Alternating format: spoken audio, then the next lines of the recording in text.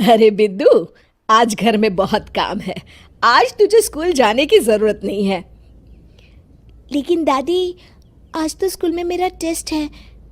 अरे एक दिन स्कूल नहीं जाएगी तो ऐसी कौन सी तेरी कलेक्टर की पढ़ाई छूट जाएगी। वैसे भी मैं देख रही हूँ आजकल तो बड़ी ढीठ हो गई है। अपनी दादी की बातें सुनकर बिंदु नाराज हो जाती है। तभी उसकी माँ कहती है, अरे बिंदु, इतनी छोटी बात पे मुंह फुलाने की क्या जरूरत है। दादी बिल्कुल सही कह रही हैं। लड़कियों को तो घर के काम काज सीखना चाहिए। अरे बहू, रमेश के लाड़ प्यार ने इसे बिगाड़ रखा है। कम से कम तू तो मेरी बात समझती है। अच्छा, मेरी पूजा का समय हो गया है, मैं पूजा करने जा रही हूँ। इतना कहकर रमेश की माँ वहां से चली जाती है। इस तरह बिंदु की दादी और माँ दोनों अक्सर उसे घर के कामों में ही उलझा कर रखते थे। कुछ दिनों के बाद राजू और बिंदु के 10वीं के रिजल्ट्स आते हैं। दोनों बच्चे दादी को अपना अपना रिपोर्ट कार्ड दिखाते हैं। शाबाश मेरे लाल, तू तो बड़े अच्छे नंबरों से पास हुआ है। तभी बिंदु कहती है, दादी, मैं भी अच्छे नंबरों से पास हुई हूँ। रमेश की माँ बिंदु को अनदेखा करते हुए कहती है, हाँ हाँ ठीक है, अभी यहाँ खड़ी क्या कर रही है, सुन लिया मैंने। जाकर मेरे लिए चाय बना कर लिया। बिंदु उदास होकर चाय बनाने किचन में चली जाती है। तभी राजू कहता है, दादी, मैं क्रिकेट के कोचिंग सेंटर में एडमिशन लेना चाहता हूँ।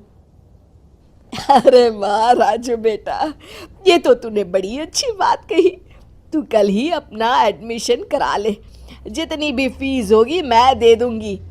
अरे एक दिन मेरा पोता विराट कोहली बनेगा। इस तरह अक्सर रमेश की माँ अपनी पोती बिंदु के साथ दुर्व्यवहार करती थी।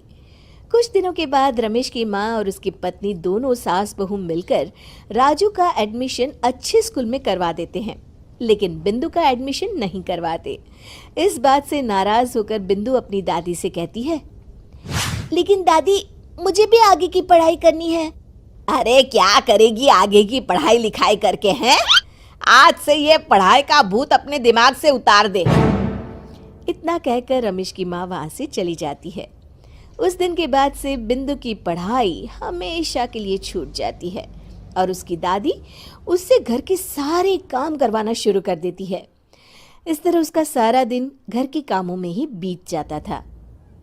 कुछ दिन बीत जाते हैं और एक दिन रमेश छुट्टियों पर घर आता है। बिंदु को घर के काम करते हुए देख उससे कहता है, अरे बिंदु बेटा, तुम स्कूल नहीं गई? पिताजी, दादी ने मेरा एडमिशन कराने से मना कर दिया है। वे कहती हैं घर पे रहकर घर के काम करना सीख। अपनी माँ का ये बर्ताव देख रमेश को बहुत गुस्सा आता है और वो अपनी माँ से कहता है, माँ, ये तुमने क्या किया?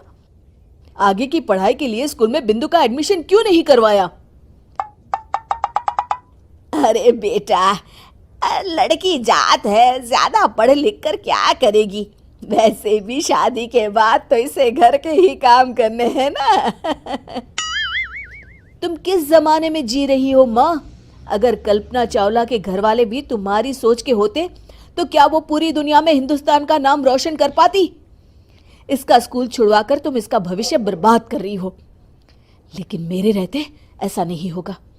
बिंदु बेटा, कल ही तुम्हारा एक अच्छे स्कूल में एडमिशन करा दूंगा। तुम जितना चाहे उतना पढ़ो, मेरे होते हुए तुम्हें किसी बात की चिंता करने की जरूरत नहीं है। अपने पिता से हौसला पाकर बिंदु खुश हो जाती है और कहती है, जी पापा, मैं खूब मन लगाकर पढ़ाई करूंगी और बड़ी होकर डॉक्टर बनूंगी। ये हुई ना बात, शाबाश मेरी बेटी। शिक्षा, लड़का हो या लड़की, हमें दोनों को आगे बढ़ने का मौका देना चाहिए।